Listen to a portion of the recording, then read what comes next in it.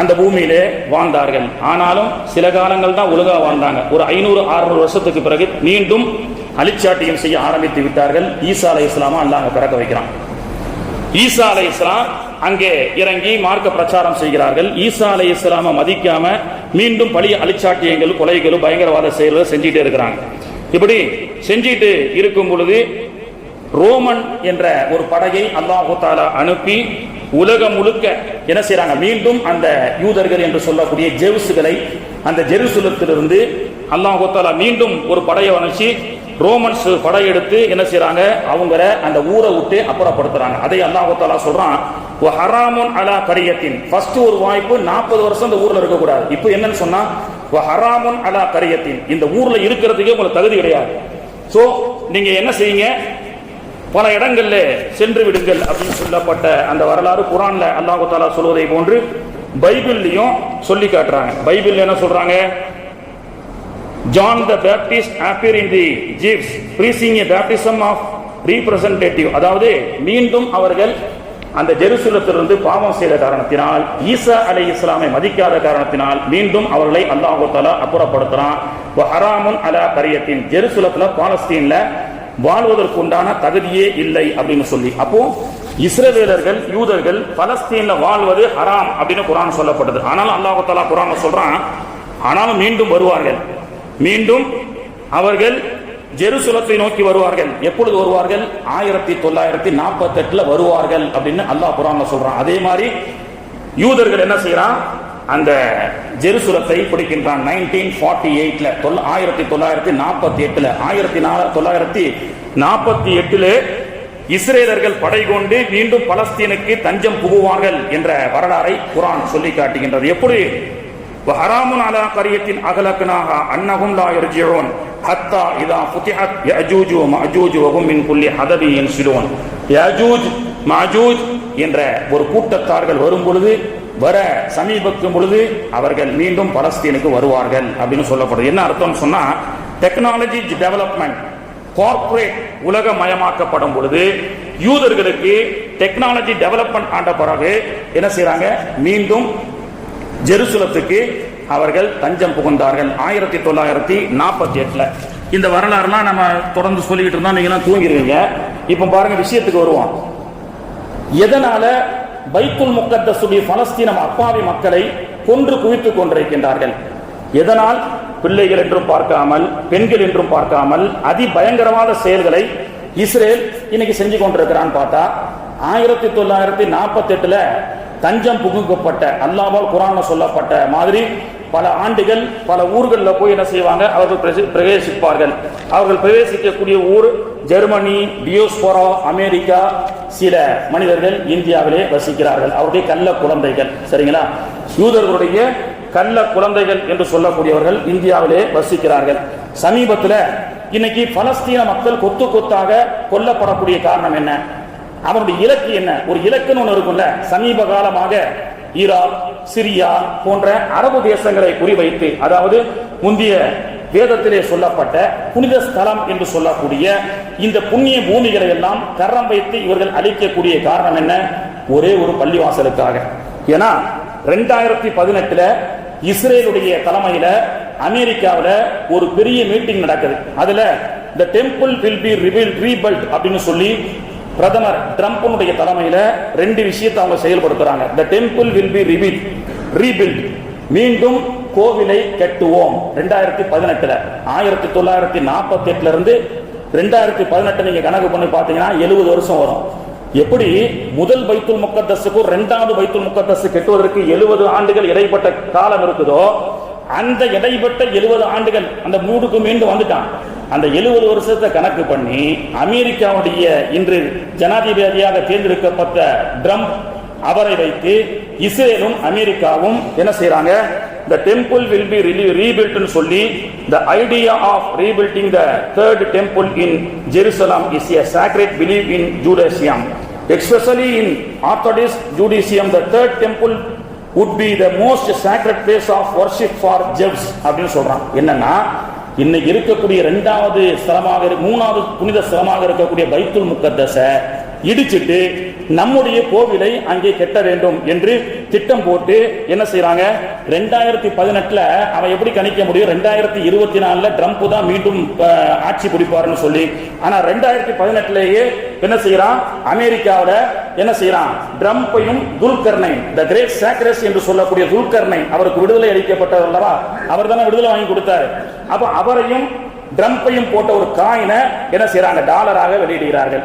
வெளியிட்டு என்ன செய்யறாங்க? மீண்டும் புனித ஸ்தலமாக இருக்கக்கூடிய அந்த பைத்துல் முக்கத்தஸ் பள்ளிவாசலை இடித்துவிட்டு மீண்டும் அந்த இடத்திலே ஜேசுனுடைய வர்ஷிப் டெம்பிளை நாங்கள் கட்ட போகின்றோம் என்று சொன்னார்கள். அந்த கோவிலை அவர்கள் கட்டுவதற்காக என்ன விலை வேண்டுமானாலும் கொடுப்பார்கள். இதை பற்றி அல்லாஹ்வுடைய தூதரும் சொன்னார்கள். இந்த புனித ஸ்தலமான பைத்துல் முக்கத்தஸ் 2 முறை தகர்க்கப்படும். 2 முறை தகர்க்கப்பட்டதற்கு பிறகு 3வது முறை கட்டி எழுப்புவதற்குண்டான முயற்சியிலே யூதர்கள் ஈடுபடுவார்கள். அப்பொழுது பெரும் ஆபத்து இந்த இஸ்லாமிய சமுதாயத்திற்கு உண்டு என்று முஆத் இப்னு ஜபல் ரலியல்லாஹு கிட்ட அல்லாஹ்வுடைய தூதர் ஸல்லல்லாஹு அலைஹி வஸல்லம் அவர்கள் சொன்னார்கள். முஸ்லிம் ஷரீஃபிலே பதிவு செய்யப்பட்ட ஹதீஸ். முஆத் இப்னு ஜபலுடைய தொடையை தட்டிவிட்டு, முஆதே, நீங்கள் என் பக்கத்தில் இருப்பது எப்படி உண்மையோ, நான் உங்களுடைய தொடையை எப்படி அடிப்பது உண்மையோ சத்தியமோ, அதே போன்று 3வது முறை ஜெருசலத்திலே பைத்துல் முக்கத்தஸிலே பள்ளிவாசலை இடித்து கோவிலை கட்டுவதற்கு யூதர்கள் முயற்சி செய்யும் பொழுது இஸ்லாமிய மக்களுக்கு பெரும் ஆபத்து, மதீனாவுக்கு பெரும் ஆபத்து, அழிச்சாட்டியங்கள் எல்லாம் மக்கா மதீனாவை நோக்கி வரும்.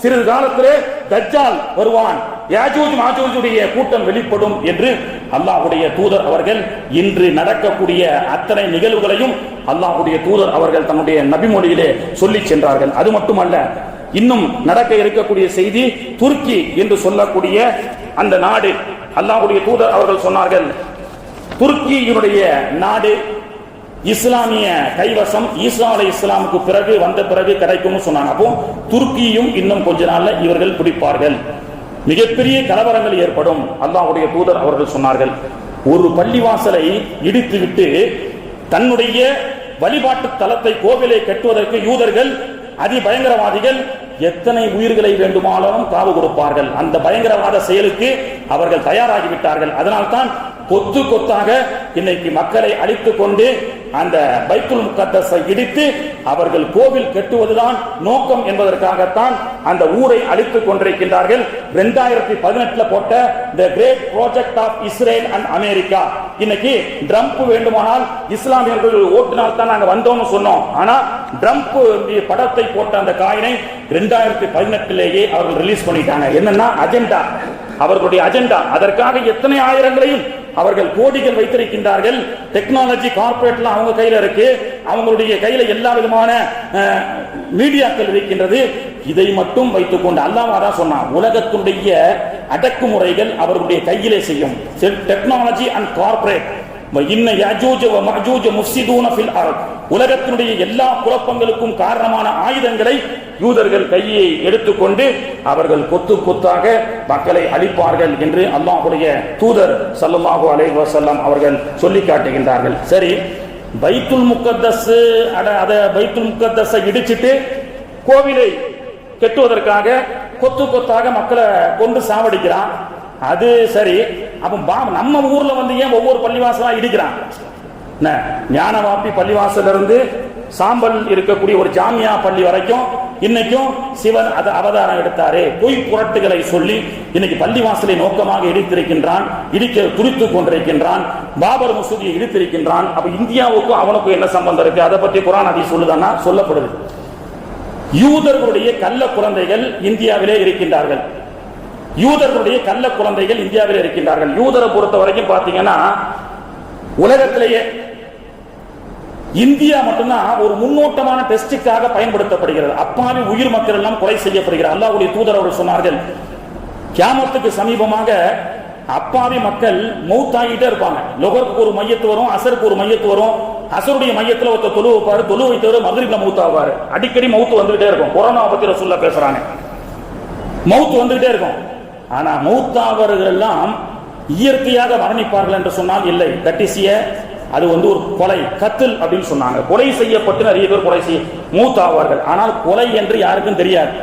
கத்தியை வச்சு குத்துறான், பாம போட்டு அடிக்கிறான், என்னென்னவோ செய்யறான், விஷத்தை கூட கொடுக்கிறான். ஆனால் ஸ்லோ பாய்சன் என்ற உணவு லேஸ் எடுத்துக்கிறீங்க. இன்னைக்கு யூதனுடைய எல்லா ப்ராடக்ட்களும் அவனுடைய நாட்டில் தடை, அமெரிக்காவில் தடை. ஏன்னா அமெரிக்காவும் அவனும் தான் நல்ல உலகத்தில் வாழணும், மற்றெல்லாம் செத்து மடியணும். இப்போ ஒரு ப்ராடக்ட் அவன் பயன்படுத்துறான்னு சொன்னா இது மனித உயிருக்கு நல்லதா கெட்டதா என்பதை அவன் சோதிப்பதற்கு இந்திய மக்களை தான் பயன்படுத்துறான். அவன் நாட்டில் போய் பாருங்க, நம்ம வீட்டு பிள்ளைகளுடைய அந்த பொம்மை விளையாட்டுல அங்க இருக்காது, அவன் பேன் பண்ணி வச்சிருக்கான். லேசு அங்க ஹராம், எங்க இஸ்ரேல்ல அமெரிக்கால.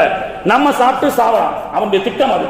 இப்படி சாப்பிட்டு விட்டு இந்தியா மக்களும் இலங்கை போன்ற அப்பாவி மக்கள் எல்லாம் என்ன செய்யறோம், நோய் வந்துருச்சு, என்ன நோய் வந்துருச்சு அப்படின்னு சொல்லி நாம எல்லாம் கொத்து கொத்தாக சாகுவோம். அல்லாஹ்வுடைய தூதர் அவர்கள் சொன்னார்கள், இறப்பான் ஸ்லோ பாய்சன். இது போன்ற விஷயங்களை முன்னோட்டம் பண்றதே இந்த இந்திய தேசத்துல தான்.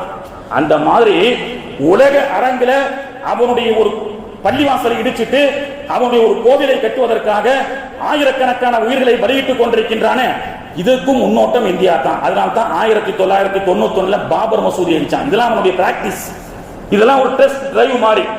இந்தியாவில் இந்த யூதனுடைய கள்ள குழந்தைகள் ஒரு பள்ளிவாசலை இடிச்சிட்டு ஒரு கோவிலை கட்ட வேண்டும் என்று சொன்னால் முஸ்லிம்களுடைய ஆக்ஷன்கள் எப்படி இருக்கு, முஸ்லிம்களுடைய உணர்வுகள் எப்படி இருக்கு, அவன் சோதிப்பதற்காகத்தான் பள்ளிவாசலை இடிக்கக்கூடிய செயல்களிலே ஈடுபட்டுக் கொண்டிருக்கின்றான். இன்னைக்கு பாத்தீங்கன்னா பாபரி பள்ளிவாசல், இந்த பாபரி பள்ளிவாசல் இடித்ததற்கு பிறகு 1992 ஒரு ஆக்ட் பதிவு செய்யறாங்க, சட்டமே எழுதுறாங்க. நரசிம்மராவ் பிரதமராக இருக்கும் போது the act in 1992 declared that the religious character of a place of worship shall continue to be the same as it was on after August 15, 1947.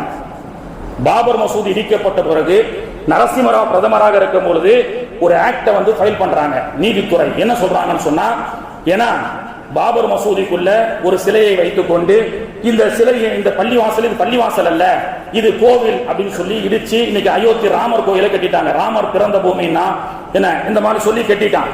அப்ப என்ன சொல்றாங்க, இடிக்கப்பட்ட வொர்ஷிப் வழிபாட்டு தலங்கள்ல பாபர் மசூதியை கடைசியாக இருக்கட்டும். 1947க்கு பிறகு எதுவெல்லாம் கோவிலாக, சர்ச்சாக, குருத்துவாராக, பள்ளிவாசலாக இருக்கின்றதோ அது வந்து 1947க்கு பிறகு அதுவாகவே செயல்படும். எவனாவது வந்து சிவன் அவதாரம் எடுத்த இடம், தோமையர் அது பண்ணாரே அப்படின்னு சொல்லி பழைய வரலாற்றுகளை எல்லாம் 1000 வருஷத்துக்கு முன்னாடி நடந்தது, 10,000 வருஷத்துக்கு முன்னாடி நடந்தது அப்படின்னு கொண்டு வர முடியாது. அப்படி கொண்டு வரதா இருந்தா பெரிய கோவில்ல அந்த காலத்துல விளக்கை எரிப்பதற்காக எத்தனையோ இஸ்லாமியர்கள் விளக்கை வந்து தானமா கொடுத்திருக்கிறாங்க. கோவில் கட்டுவதற்கு கொடுத்திருக்கிறார்கள். இதுக்கு என்ன ஆதாரம்? எந்த ரெஜிஸ்டர் ஆபீஸ்ல போய் ஃபைல் எடுக்கிறதுனா அந்த கல்வெட்டு தான் ஆதாரம். பெரிய கோவிலில் சென்று அந்த கல்வெட்டை பார்த்தா இந்த பெரிய கோவிலுக்காக நிதி உதவி செய்தவர்கள், இந்த பெரிய கோவில் கட்டுவதற்காக நிதி உதவி செய்த சாஹிபுகள், பாய்மார்கள் என்று சொல்லக்கூடிய பேர்கள் எல்லாம் தஞ்சாவூர் கல்வெட்டில் எழுதப்பட்டிருக்கு. இப்ப அங்க கொண்டு போயிட்டு இங்க பாய் பேர்லாம் இருக்குது, நாங்களும் வந்து தொழுகை நடத்துறோம்னு சொல்ல முடியுமா? முடியாது. அது 1000 வருஷத்துக்கு முன்னாடி நடந்தது. சோ 1947க்கு பிறகு பள்ளிவாசலா? அது பள்ளிவாசல் தான். அங்கே சென்று நாங்கள் ஆய்வு செய்கின்றோம், இங்கே ராமர் வாழ்ந்தாரு, இங்க கிருஷ்ணன் அவதாரம் எடுத்தாரு போன்ற 1000 வருஷத்தினுடைய புருடாக்கெல்லாம் கொண்டு வரக்கூடாதுன்னு 1992 ஆக்டின் படி சட்டத்தில் சொல்லியும் கூட இன்னைக்கு மதிக்காமல் இன்னைக்கு யூதர்களுடைய கை குழந்தைகள்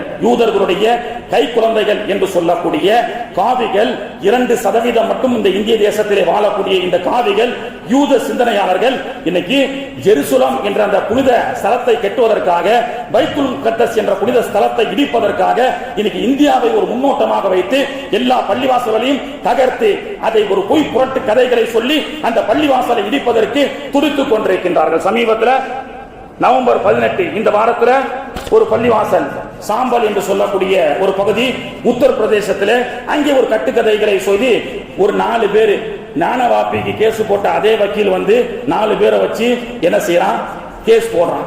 என்ன போடுறான், இந்த பள்ளிவாசல் வந்து அது பேர் கூட ஞாபகம், அதாவது இந்த மாதிரி ஒரு கதைக்கு ஆளாக்கப்பட்டது, விஷ்ணு கல்கி அவதாரம் எடுக்கப்பட்டது அப்படின்னு சொல்லி. சரி, கேஸ் வந்திருக்கு, நாட்டில் எவ்வளவோ கேஸ் இருக்கு, குஜராத்ல கொத்து கொத்தாக கொலை செய்யப்பட்ட கேஸினுடைய முடிவு எல்லாம் 15 வருஷம் 20 வருஷம் கழிச்சு சொல்றான். என்ன குற்றம் செய்யப்பட்ட கொடூரர்களுக்கெல்லாம் பதவி கொடுத்து அழகு பார்த்தக்கூடிய இந்த துரோகம் செய்யக்கூடிய இந்த அரசு இந்த கேஸை மட்டும் உடனடியாக எடுத்து 10 மணிக்கு கேஸ் வருது, 4 மணிக்கு தீர்ப்பு கொடுக்கிறான். ஆர்காலஜிக்கல் சர்வே ஆஃப் இந்தியாவுக்கு கொடுத்து 19ஆம் தேதி பள்ளிவாசலுக்கு சர்வே பண்றான். இது என்ன, இந்த நாடா மதசார்பற்ற நாடா? இது 1992 உங்களுடைய தீர்ப்பை கூட நீங்கள் மதிக்காமல் இன்னைக்கு ஒரு பள்ளிவாசல விஷ்ணு அவதாரம் எடுத்தார் என்று சொல்லி காலையில சர்வே ஆபீசர்கள் வரும் பொழுது நம்மை ஜமாத்தார்கள் எப்பொழுதுமே இஸ்லாமியர்கள் பயங்கரவாதத்தில் ஈடுபட மாட்டாங்க, ஜனநாயக ரீதியாகத்தான் போராடுவார்கள். வந்து சொல்லியிருக்கிறாங்க அப்படிலாம் இல்ல அப்படி என்று சொல்லியும் கூட காவல்துறை யூபி அரசாங்கம் அந்த காவல்துறையை ஏவிவிட்டு அங்கே இருக்கக்கூடிய குண்டர்கள் ரவுடிகளுக்கெல்லாம் துப்பாக்கியை கொடுத்து அந்த மக்களை கலவரம் ஏற்படுத்தி அப்பாவியாக வந்து தன்னுடைய பள்ளிவாசலை வணக்க ஸ்தலத்தும் செய்யக்கூடிய அந்த பள்ளிவாசலை எங்களுக்கு கொடுத்து விடுங்கள் என்று கெஞ்சிய மக்களின் மீது மிகப்பெரிய வன்முறையை ஏற்படுத்தி 5 வாலிபர்களை கொலை செய்திருக்கின்றார்கள் இந்த கொடூரர்கள். அல்லாஹ்வுடைய நல்லடியார்களே, சிந்திக்க வேண்டும். இதுவெல்லாம் இவர்களுடைய திட்டம். ஜெருசலம் என்ற அந்த பைத்துல் முக்கத்தஸ் என்ற அந்த புனித ஸ்தலத்தை உடைத்து யூதர்கள் கட்டக்கூடிய கோவிலுக்கு ஒரு முன்னோட்டமாகத்தான் நேற்றைய பாபர் மசூதி. எனவே ஆனால் இந்திய மக்கள் தயாராக இருக்கின்றார்கள். அந்த இறந்து போன அந்த வாலிபர்கள் கூட எங்களால் முடிந்த பங்களிப்பு அல்லாஹ்வுடைய இறை இல்லத்திற்காக எங்களுடைய உயிரை கொடுப்போம். ஆனால் யாரும் கவலைப்படல. அப்பாவி எத்தனையோ இஸ்லாமியர்கள் இஸ்ரேலை எதிர்த்த ஒரே காரணத்தினால், இந்த பயங்கரவாதத்தை எதிர்த்த ஒரே காரணத்தினால் சதாம் ஹுசைனை தூக்கிலே போட்டார்கள்.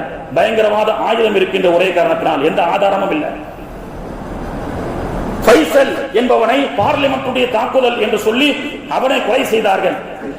அதுக்கும் எந்த ஆதாரமும் கிடையாது. இப்படி உலகத்தில் நிறைய நபர்களை காவு கொடுத்து கொண்டே பயங்கரவாதம் என்ற பெயரிலே ஒரு பள்ளிவாசலை இடித்து ஒரு கோவிலை கட்டுவதற்காக நாதியற்ற ஒரு சமூகம் இஸ்ரேல் என்பவனுக்கு இந்த உலகத்தில் ஒரு முலம் இடம் கூட அவனுக்கு சொந்தமானது கிடையாது. ஹராமுன் அலா கரியத்தின் அகலத்தினாக என்று அல்லாஹ் சொல்லி காட்டுகின்றான். கண்ணியத்திற்குரியவர்களே, அப்படிப்பட்ட அந்த இவ்வளவு எதிர்ப்புகள் வந்தும் கூட சதாம் ஹுசைனாக இருந்தாலும் சரி, அப்சல் குருவாக இருந்தாலும் சரி, இன்று ஷஹீதாக்கப்பட்ட சாம்பல் யூபியிலே ஷஹீதாக்கப்பட்ட 5 வாலிபர்களாக இருந்தாலும் சரி, கவலைப்பட்டுட்டு அழுதுகிட்டே மௌத்து இருக்குன்னு போயிட்டாங்களா, டாட்டா காமிச்சு நாங்க சொர்க்கத்துக்கு போயிட்டு வரோம் போயிட்டாங்க. இவர்களை போன்ற தியாகிகள் பள்ளிவாசலுக்காக, தீனுக்காக, ஷரியத்துக்காக கொலை செய்யப்பட்ட பயங்கரவாதிகளால் கொலை செய்யப்பட்ட தியாகிகள் விதைக்கப்படும் வரை அவர்கள் தியாகிகள் அறுவடை ஆகிக் கொண்டே இருப்பார்கள். எத்தனை ஆயிரம் கொலைகளை செய்தாலும் பள்ளிவாசலை இடிப்பதற்காக, தீனை அழிப்பதற்காக அல்லாஹ் தஆலா தியாகம் செய்யக்கூடிய மக்களை அல்லாஹ் உருவாக்கி கொண்டே இருப்பான். இனி வரக்கூடிய காலம் என்பது மிகப்பெரிய பயங்கரமான காலம். எல்லாத்தையும் பற்றி ரசூலுல்லாஹ் சொல்லிட்டாங்க. இவர்கள் படையெடுத்து மீண்டும் இஸ்ரேலர்கள் ஜெருசலம் என்ற பைத்துல் முக்கத்தஸ் பலஸ்தீனுக்கு நுழைந்து விட்டால் முஸ்லிம்களுக்கு பெரும் ஆபத்து இருக்கிறது. அரபு நாடுகள் எல்லாம் யூத கைக்கூலிகளாக மாறிவிடுவார்கள். இன்னைக்கு இருக்கக்கூடிய ரியாத் செரமோனி உட்பட இன்ஷா அல்லாஹ் அடுத்த வாரம் பேசுவோம். இன்னும் என்னென்ன ஆபத்துகள் ரசூலுல்லாஹ் சொல்லியிருக்கிறாங்க, எதுவரை இன்று வரை நடைபெற்றுக் கொண்டிருக்கின்றது, தஜ்ஜால் எப்பொழுது வர இருக்கின்றான், இன்னும் 50, 60, 100 ஆண்டுகளிலே அல்லாஹ்வுடைய தூதர் அவர்கள் சொல்லப்பட்ட எல்லா முன்னறிவிப்புகளும் வந்து கொண்டே இருக்கும். இப்போது 20% வரைக்கும் வந்துருச்சு. இன்னும் எத்தனை 70% மீதம் உள்ளது, எத்தனை நாடுகளை இஸ்லாமியர்கள் காவு கொடுக்க போகின்றார்கள் என்பதை நாம் அடுத்த வாரம் ஹதீஸின் அடிப்படையில் பார்ப்போம். அல்லாஹ் தஆலா இந்த இஸ்லாமிய சமூகத்தை அல்லாஹ் தஆலா பாதுகாப்பானாக. நமக்கு இருக்கக்கூடிய ஒன்று என்ன தெரியுமா, எப்பொழுதுமே அல்லாஹ் ஒரு ஊர் அழிக்கிறான்னா அவனுக்குள்ளே சண்டை போடுறது. ஸ்பெயின் நாட்டில் இஸ்லாமாக இருந்தது, உடஞ்சிச்சு. இஸ்லாமிய நாடாக இருந்த ஒரு ஸ்பெயின் உடஞ்சிச்சு. என்ன தெரியுமா, கருத்து வேறுபாடு. தொப்பி போடலாமா போடக்கூடாதா, அத்தையாத்துல விரல ஆட்டலாமா ஆட்டக்கூடாதா, குழந்தை பிறந்தா பாங்கு சொல்லாமா சொல்லக்கூடாதா. இந்த சண்டை எப்பொழுது சமூகத்தில் வருமோ அழிச்சாட்டையும் செய்யக்கூடிய அயோக்கியர்களை உங்களை அழிப்பதற்காக நான் உருவாக்குவேன் என்று அல்லாஹ் தஆலா சொல்லி காட்டுகின்றான். ஸ்பெயின்ல என்ன நடந்தது, குர்ஆன்ல சூரத்துல் கஹஃப் என்ற அத்தியாயத்துல ஒரு நாயினுடைய சம்பவத்தை பற்றி அல்லாஹ் சொல்லுகின்றான். குகைவாசிகளும் அந்த நாயும், அந்த கபரு கூட இன்னைக்கு இது அந்த சைடு போனா ஜியாரத் பண்ணலாம். அந்த நாயை ஒரு விவாத பொருளாக எடுத்துக்கொண்டு அது அல்சீசன் டாபரா தெருநாயா, அதை என்ன அது என்ன ஜாதியை சார்ந்தது அப்படின்னு சொல்லிதான் அந்த ஸ்பெயினே 2ஆக உடைஞ்சது. அல்சீசன் டாபர்னு ஒரு ஜமாத்து, அந்த நாய் அல்சீசன் டாபர்னு சொல்லி ஏகோபித்த முடிவாக ஒரு ஜமாத்து, இன்னொரு ஜமாத்து இந்த இது அப்படின்னு சொல்லி ஒரு சாதாரண ஒரு கேவலம். ஆனால் அது கேவலம் அல்ல, குர்ஆன்ல சொல்லப்பட்ட நாய். இந்த சின்ன கருத்து வேறுபாட்டால் ஸ்பெயினே உடைஞ்சது. அந்த மாதிரி இன்னைக்கு இஸ்லாமியர்கள் நீ அந்த ஜமாத்து இந்த ஜமாத்து யார் எப்படி வேணாலும் தொழுதுக்கோங்க, பிடிச்ச பள்ளிவாசல்ல போய் தொழுவுங்க, யாரு உங்களுக்கு பிடிச்சிருக்கோ அந்த இமாமுடைய பேச்சை கேளுங்க. ஆனால் ஒற்றுமை என்பது அவசியம். ஒற்றுமை இல்லாமல் நாம இன்னும் சண்டை போட்டுக் கொண்டிருந்தோம் என்று சொன்னால் யூபியில் நடந்த அதே சம்பவம் நம்ம தமிழகத்திலும் வருவதற்கு ரொம்ப காலமாக இருக்காது. இஸ்லாமிய சகோதரர்கள் எல்லாம் எங்களுடைய தோழர்கள் என்று சொல்லக்கூடிய 40 சீட்டு வாங்குபவர்கள் கூட பார்லிமெண்ட்ல போய் கம்மு போட்டு ஓட்டின மாதிரி ஓட்டிட்டு இருப்பாங்க. யாரும் பேச மாட்டாங்க. எல்லாம் அவங்களுடைய பதவியை பாதுகாப்பதற்காகத்தான் இருப்பார்களே தவிர இஸ்லாமிய தோழர்கள் வாயில சொல்லுவாங்க. எனவே நம்முடைய உரிமைகளை நாம் தான் பெற வேண்டும், ஒற்றுமையோடு பெற வேண்டும், கைகோர்த்து பெற வேண்டும். அப்படிப்பட்ட நல்ல ஒற்றுமையை இன்ஷா அல்லாஹ் நாம இருந்து ஒற்றுமையாக இருந்து மீதம் இருக்கும் அல்லாஹ்வுடைய தூதர் அவர்கள் சொன்ன துஆ, அல்லாஹும்ம மஸ்ஜித் ஜமாஅஹும், இறைவா எல்லா பள்ளிவாசலையும் பாதுகாப்பாயாக, வ தம்மிர் தியாரஹும் வன்சூரில் முஃமினீன் என்று அல்லாஹ்வுடைய தூதர் அவர்கள் சொன்னார்கள். ஒற்றுமையை பற்றி அல்லாஹ்வுடைய தூதர் அவர்கள் எப்பொழுதுமே அல்லாஹ்வுடைய தூதர் அவர்கள் அல்லாஹும் மன்சூரில் முஃமினீன், இறைவா மூமின்களுக்கு உதவி செய்வாயாகன்னு சொல்லும் போதே அடுத்த வார்த்தை என்ன தெரியுமா வரும்? எல்லாத்தையும் ஒற்றுமையாக ஆக்கி வைப்பாயாகன்னு வரும். ஒற்றுமையா இருந்தா தான் உதவி கிடைக்கும். 10 ஜமாத்தா 20 ஜமாத்தா 30 ஜமாத்தா இருக்கிறது 50 வீடு, அங்க 4 ஜமாத் அங்க இருக்கும். ஒருத்தர் ஒரு நாள் பெருநாள் கொண்டாடுவார், இன்னொருத்தர் ஒரு நாள் பெருநாள் கொண்டாடுவார். அப்போ இந்த மாதிரி ஜமாத்துகள் பிளவுபட்டால் ஓநாய்கள் நம்முடைய சமூகத்தை அழிப்பதற்கு துடித்துக் கொண்டிருக்கும். எனவே நாம் ஒற்றுமையாக இருப்போம். எதிர்வரக்கூடிய கியாமத்துடைய அடையாளங்களுடைய சஞ்சலங்களை அல்லாஹு தஆலா நம்முடைய சமூகத்திற்கு அல்லாஹு தஆலா லேசாக்கி வைப்பானாக. இந்த ஷாஹி ஜமாத் சாம்பல் உத்தரப்பிரதேசம் என்ற இந்த பள்ளிவாசலுக்காக நம்மால் முடிந்த ஒரு பங்களிப்பு என்ன? நானும் அந்த பள்ளிவாசலை பாதுகாப்பதற்காக நான் ஒரு போராளியாக மாற வேண்டும் என்று சொன்னால் ஜனநாயக ரீதியாக இந்த இந்திய தேசத்திலே என்னைக்கும் நாம் பயணிப்போம். நம்முடைய குரலை நாம் நேர்மையான முறையிலே கொடுப்போம். அதன் அடிப்படையில் இந்தியாவிலேயே ஷாஹி ஜமாத் சம்பல் உத்தரப்பிரதேச பள்ளிவாசலுக்காக வேற எங்கேயாவது நடத்தினாங்களான்னு தெரியல. நேற்று இந்த நோட்டீஸ் கொடுக்கும்போது அதில் முதலாக இந்தியாவில் தஞ்சாவூர்ல நாம கவன ஈர்ப்பு ஆர்ப்பாட்டம்னு நாம ஜும்மா தொழுது முடிச்ச உடனே எல்லா மதத்தவர்களும் வருகிறார்கள். ஏன்னா பாபர் மசூதிக்காகவோ பைத்துல் முகத்தஸுக்காகவோ ஒரு போராட்டம் நடத்தினா அங்க 50 பேர் இருந்தாங்கன்னா 40 பேர் இந்து மக்கள் இருக்கிறாங்க, மற்ற கட்சிகள் இருக்கிறாங்க. பாய் எத்தனை பேர் வந்தாங்க? 10 பேர் வந்தாங்க. அதுல 5 பேர் தொப்பி போடுறது இல்ல. அவர் பாயா என்னன்னு நமக்கு தெரியறது இல்ல. அப்போ மற்றவங்க வராங்க நம்முடைய பள்ளிவாசலுக்காக, நாம ஏன் செல்வதில்லை? எனவே கவன ஈர்ப்பு ஆர்ப்பாட்டம் என்ற அடிப்படையில் ஜனநாயக ரீதியாக இப்பொழுது ஜும்மா தொழுது முடித்தவுடன் இன்ஷா அல்லாஹ் பள்ளிவாசலுக்கு வெளியில கவன ஈர்ப்பு ஆர்ப்பாட்டம் என்று ஏற்படுத்தியிருக்கின்றார்கள். இன்ஷா அல்லாஹ் முடிந்தவரை திரளாக கலந்து கொள்வோம். என் சகோதரர்